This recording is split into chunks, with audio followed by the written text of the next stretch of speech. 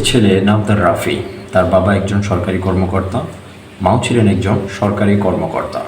তার বাবা মায়ের স্বপ্ন হলো সে বড় হয়ে একজন সরকারি কর্মকর্তা হবে অথবা বিসিএস ক্যাডার হবে। ঠিক বড় হয়ে ছেলেটি তাই হলো, বিসিএস ক্যাডারে উত্তীর্ণ হলো। হওয়ার পর সেই গদভাতা নিয়ম, সকাল 9টায় অফিসে যাওয়া, তারপর বসের বকা শোনা, তারপর হঠাৎই ধাক্কাধাক্কি করে বাসে যাতায়াত করা, এই ছিল তার নিত্যদিনের রুটিন। বিকাল 5টায় সে অফিস থেকে বাসায় আসতো। তো এরকমভাবে চলতে চলতে 2-3 বছর চলার পর সে ছেলেটি চিন্তা করতে লাগলো, আমি কি সারা জীবন অন্যের স্বপ্ন পূরণ করতেই থাকবো, নাকি নিজে কিছু একটা করব। ছোটবেলা থেকেই তার স্বপ্ন ছিল নিজে কিছু একটা করার, নিজে একজন বিশাল উদ্যোক্তা হওয়ার। কিন্তু তার ফ্যামিলির কারণে, প্যারেন্টসের প্রেশারের কারণে সে তার স্বপ্নকে পূরণ করতে পারেনি। তো চাকরি করার 2-3 বছর যাওয়ার পরে সে চিন্তা করতে লাগলো, আমি যদি সারা জীবন অন্যের আন্ডারে জব করে থাকি তাহলে নিজের স্বাধীনতা কোথায়।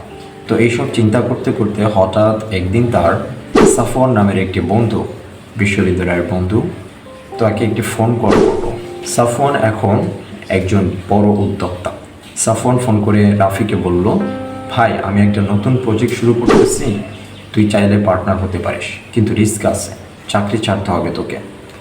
রাফি দ্বিধায় পড়ে গেল। একদিকে নিশ্চিত মাসিক বেতন, অন্যদিকে অনিশ্চিত ভবিষ্যৎ, কিন্তু সম্ভাবনা বিশাল। অতঃপর রাফি চিন্তা ভাবনা করার পরে নিজের চাকরিটি ছেড়ে দিলেন। পরিবারের চোখে সে যেন অপরাধী। মা কাঁদলেন, আত্মীয়রা বলল পাগল হয়ে গেছে। ঠিক এর 3 বছর পর রাফির কোম্পানি এখন দেশের সেরা 10 স্টার্টআপের একটি। তার সেই সিদ্ধান্তই বদলে দিয়েছে তার জীবন। বর্তমান যুগে লাখো মানুষের প্রশ্ন একটাই, তাহলে আমার কোনটা করা উচিত, চাকরি নাকি বিজনেস? চাকরি হয়তোবা আপনাকে নিরাপত্তা, নিয়মিত বেতন, মাসিক সম্মান, নির্দিষ্ট দায়িত্ব, প্রমোশনের সুযোগ, পরিবার, আত্মীয় স্বজনের মনের শান্তি, এগুলো আপনাকে দেবে। কিন্তু সেই সাথে ব্যবসা আপনাকে দিচ্ছে স্বাধীনতা, সম্ভাবনা, ঝুঁকি, নিজের সিদ্ধান্তের কাজ, আয়ের সীমা নেই, ব্যর্থতা আপনার, সফলতাও আপনার, সময় ও অর্থের পূর্ণ নিয়ন্ত্রণ।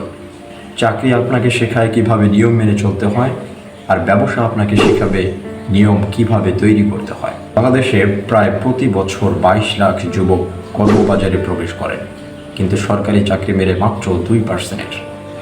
বাকিরা তারা কেবল বেকার কিংবা চাকরি পেলেও খুশি নয়। বিশ্বব্যাপী স্টার্টআপের 90% ব্যর্থ হয়, কিন্তু যারা টিকে থাকে তারা গড়ে তোলে লক্ষ কোটি টাকার সাম্রাজ্য।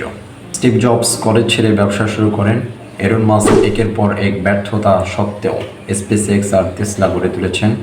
আমাদের দেশেও পাঠাও, স্বপাপ, 10 মিনিট স্কুল উদ্যোক্তাদের সাহসী সিদ্ধান্তের ফল। এখন প্রশ্ন হলো, আপনি কাকে বেশি উপযুক্ত মনে করতেছেন? আপনি যদি নিরাপত্তা ভালোবাসেন, নিয়মিত জীবন চান, সরকারি চাকরি আপনার জন্য। আপনি যদি ঝুঁকে নিতে পারেন, নিজের উপর ভরসা রাখতে পারেন, ব্যবসা আপনার আসল পথ। নিজেকে 5টি প্রশ্ন করে দেখুন। নাম্বার 1, আপনি কি নিয়ম মেনে চলতে পছন্দ করেন, না নিয়ম তৈরি করতে পছন্দ করেন?